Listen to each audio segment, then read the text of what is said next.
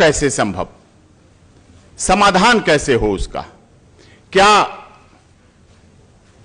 अभी पिछले दिनों जस्टिस फॉर ऑल, क्योंकि कानून से संबंधित बात है, मैं भी honourable supreme court of India में 25 वर्षों से वकालत कर रहा हूं। कई ऐसे केसों को मैंने देखा है, क्या उनमें न्याय हो पाया? क्या इस देश की जनता को न्याय होते हुए उनमें दिखा?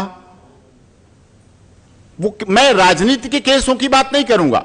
राजनीति में आपस में द्वंद्व प्रतिद्वंद हो सकता है, राजनीति बनी इसीलिए है क्योंकि द्वंद्व भी होता है, प्रतिद्वंद भी हो, तो वो उसके साथ क्या कर गया, फिर वो उसके साथ क्या करेगा, जब वो सत्ता में आएगा वो चलेगी।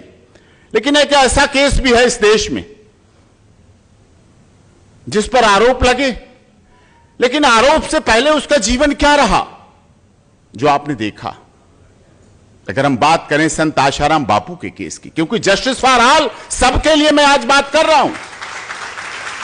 केस लगने से पहले क्या था, क्या उन्होंने वैलेंटाइन, जो भारतीय संस्कृति की बात की जा रही है, क्योंकि हमारी भारतीय संस्कृति अनमोल है, सभी वक्ताओं ने कहा भारतीय संस्कृति बहुत जरूरी है, लेकिन उस भारतीय संस्कृति को जिंदा करने का काम,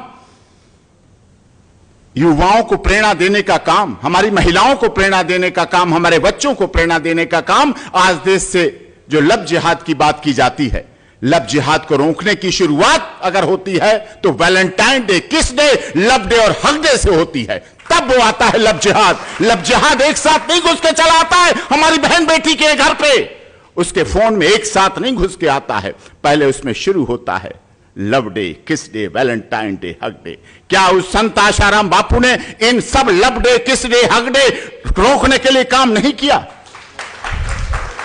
क्या यह सत्य नहीं है कि धर्मांतरण की बात की गई, कानून बनाने की बात की गई, हमारे आदरणीय अशोक गहलोत जी का, राजेंद्र गहलोत जी का बिल जाएगा, उसमें समाधान होगा, लेकिन आशाराम बापू सांसद नहीं थे, वो किसी राजनीतिक पद पर नहीं थे।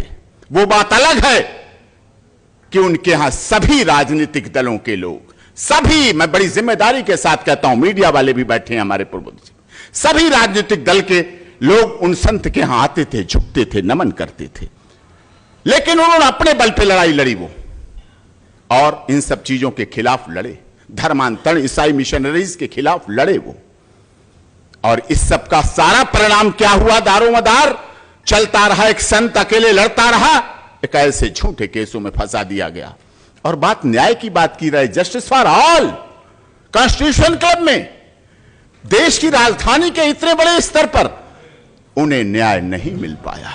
उम्र के इस पड़ाव में आप रिकॉर्ड निकाल के दे दीजिए मुझे, इतनी उम्र का अगर कोई व्यक्ति जेल में हो, हार्डकोर क्रिमिनल, हैबिचुअल, मैं तो सुप्रीम कोर्ट में वकालत करता हूं, हमारे पीपी साहब बैठे, चीफ पीपी साहब, हमने इनसे सीखा है, 25 साल में देखा है इन्होंने। हार्डकोर प्रोफेशनल क्रिमिनल आते हैं हमारे, मैं हिचक नहीं करता, माननीय मंत्री जी बैठे हैं, बड़े प्रोफेशनल क्रिमिनल आते हैं और मैं उनके लिए वकालत करता हूं, पैसा लेता हूं, काम करता हूं उनके लिए बिना हिचक के।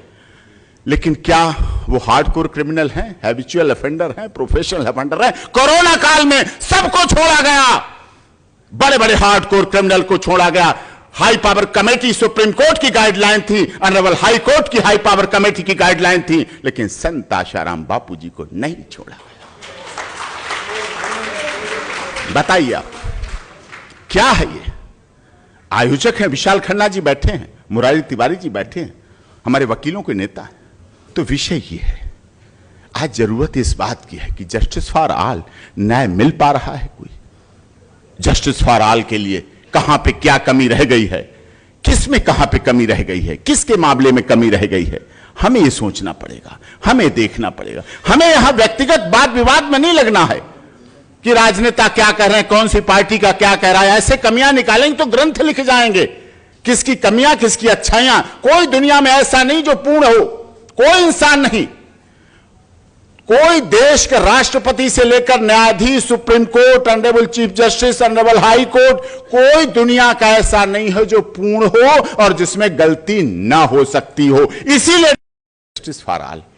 तो मैं यहां से यह कहना चाहूंगा और अवश्य कहना चाहूंगा कि न्याय के क्षेत्र में अगर कोई कमी रह गई हो, जैसे संत आशाराम बापू जी के केस में निश्चित तौर पर सबको दिख रहा है कि नहीं दिख रहा? मुझे ईमानदारी से हाथ उठा के बताइए, हाथ उठा के आप लोग बताइए, ईमानदारी से दिख रहा है?